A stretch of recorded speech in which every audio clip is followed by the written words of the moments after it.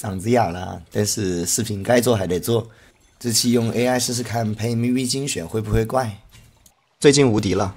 过渡转正行云流水，这把是昨晚打的，感觉比较有代表性的一把。开局银色，延迟开始的话手里没有质量是一个很好的海克斯，但是我有2星位奥莱，再刷刷看吧。要经济的话延迟开始大于银汤匙，要战力的话保底是个休眠断炉，所以2也刷掉再看看。黑铁资产应该是最好的，手里3个散剑，给2星位奥莱做2个成装。位奥莱是战士吗？剑行我上期视频讲的过渡思路，围绕2星一费强卡去做羁绊和装备，所以这里给到了正义和日炎。日炎这个不必多说，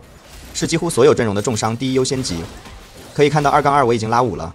在这个版本我有超半数的对局都在2-5之前升5，一是因为有征服者补经济，二是这个版本的2、3阶段容错就是略微比经济重要一些。选秀去拿了大棒，为啥是大棒呢？明明合了战士装应该考虑物理系阵容，是因为我这里嫖了一个左一，当时在考虑能不能把正义当做面板装帽子来看，反正加法强启动回血也勉强能用，所以拿一个大棒往法系这边靠。这里就能看出近期定帧的重心是放在过渡嫖卡上，装备正确度的优先级在下降，但是回来又见到一张老鼠，我想法又变了，这个大棒做成老鼠的羊刀，正义给大卫，同样胡牌程度，有得选的情况下装备适配肯定是要考虑的。2阶段嫖4费还是很伤经济的，要留的话最好是丢上去打工。我这里过渡的牌组慢慢再往试验品这边调整。第2轮海克斯，野怪又给我爆了个大棒，无奈合了一个科技枪。在我看来，物理系阵容消化大棒最好的方式就是合科技了。羊刀的泛用性都没有那么高，手里还单一个大棒魔抗，连胜还在，所以想要一个对场面战力提升最快的，即时战力永远是装备大于属性战力。如果我连胜断了，就会把属性战力的优先级往上提。小伙伴的话再看能吃几个，心里想的是老鼠嘛，算上麦迪顶多3个，感觉不是很行，拿一个厄运保护吧。手里的魔抗做个水银，厄运保护把水银和老鼠自身的暴击率转换成攻击力，相当于出了个杀人剑。水银自己给攻速，也不用出羊刀。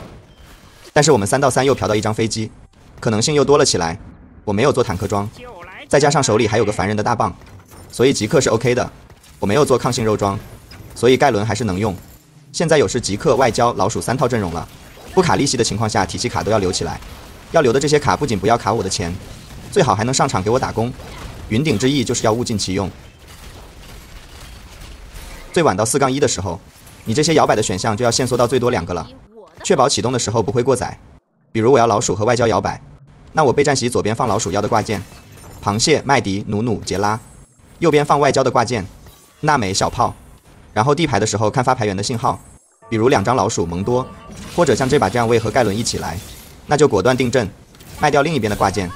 然后把场面在2回合内换完。这把肯定是外交了，体系内来3张4费卡了，这就是摇摆的好处。当我心里有多套阵容的时候，谁对我来说都是有用的卡。当你只想在一棵树上吊死的时候，那就会错过一整片森林。既然已经定了外交，即刻免就不需要了。巨大伙伴的话也不太合适，因为要带盖伦，只有像黑莓这种带个召唤物，才能巨大伙伴和盖伦同时享受。假装刷一刷，别装了终身黄铜吧。终身黄铜不仅可以玩外交，还可以是自己拼，核心是船长和乌鸦2张卡，其他的随便上一些好卡质量卡，就可以有很多羁绊。至于 C 位怎么选，这个就很灵活了，2星飞坦克4费单位带装备，加一堆羁绊的终身黄铜就能 C。当然这把就是外交，普通外交的话没有公式，质量优先，但是终身黄铜的外交就固定是这一套，带位、船长、乌鸦的，上9后补个女警或者卡牌。不过外交还是老问题，即便这把这么糊的情况下，也不能保证启动就能有4外交。但是如果你上2、3外交尬着，然后盲目的去拆掉一些过渡质量，那么你这个阶段的血掉的就会很快，所以要慢慢换。4外交不一定要马上开出来，你看我这里来杰斯，先4双行用一下也是可以的，甚至说待会儿再来个杰斯考虑直接带到底了。不过对于终身黄铜来说，以4双行这个金色羁绊展开的效果不如4外交，因为蜘蛛的黑色玫瑰开不出来，杰斯的战争学院也开不出来，但是外交这边的小炮的炮手和娜美的法师都是白送的羁绊，想了想还是要换回去。等外交那边有质量的时候，现在这个异变我看有帖子在讨论，是有一些暗规则，会给到你一些程序认为合适的选项。我最近差不多一半的对局都是一来就拿，刷也基本不会超过5块钱。异变的话，你只要不是特定的低费赌狗阵容，加特定异变才能变成怪物的特殊玩法，是不建议花太多钱在上面的。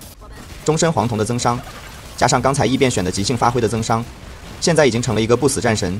你看这波他切进去把杰斯干了，用位战左移右移，有时候就是莫名其妙就切进去了，感觉比安倍萨切后排概率还要高。只要确保你的位顶的那一侧敌方 C 位的爆发不能秒他，那就是一定拿去对位那一侧。